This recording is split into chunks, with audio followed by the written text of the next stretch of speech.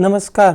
આજના આઈટીઆઈ ઈ લર્નિંગ પ્રોગ્રામમાં હું PP Chaudhary, supervisor instructor ITI Dhanera, આપ સૌનું હાર્દિક સ્વાગત કરું છું.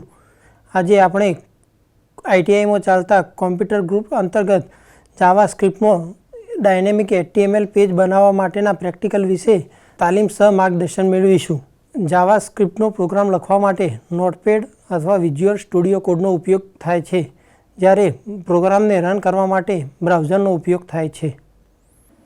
તો અહીંયા આપણે એક પ્રોગ્રામ ટાઈપ કરેલ છે, જેમાં હેડ સેક્શનની અંદર script type equal to double inverted કમામાં ટેક્સ્ટ/જાવાસ્ક્રિપ્ટ આ ટેગનો ઉપયોગ કરીને જાવાસ્ક્રિપ્ટ એડ કરેલ છે, બરાબર. જેમાં બોડીના અંદર H1 હેડિંગમાં માય વેબ પેજ અને અહીંયા બટન ઇન્સર્ટ કરેલ છે. જે બટન ઉપર ક્લિક કરતો અહીંયા માય ફંક્શન કોલ થશે, જે આપણે જોઈ શકીએ છીએ આઉટપુટમાં.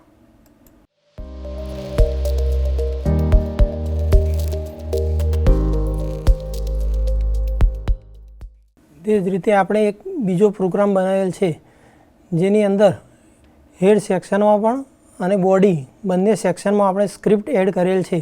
બોડી સેક્શનમાં આપણે એક એલર્ટ એડ કરી છે, ગુડ ઇવનિંગ નામની, કે જે એલર્ટ બાદ ઓકે ઉપર ક્લિક કરતો હેડ સેક્શનમાં આપેલ મેસેજ શો થશે પેજની અંદર.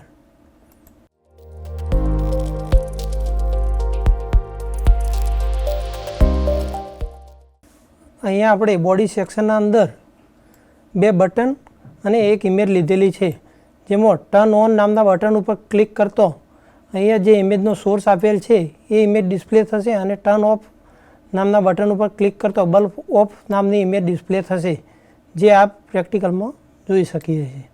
તો આજે આપણે હેડ અને બોડી સેક્શનમાં સ્ક્રિપ્ટ ટેગનો ઉપયોગ કરીને જાવાસ્ક્રિપ્ટની અંદર ડાયનેમિક એચટીએમએલ પેજ કઈ રીતના બનાવવું તે શીખ્યા.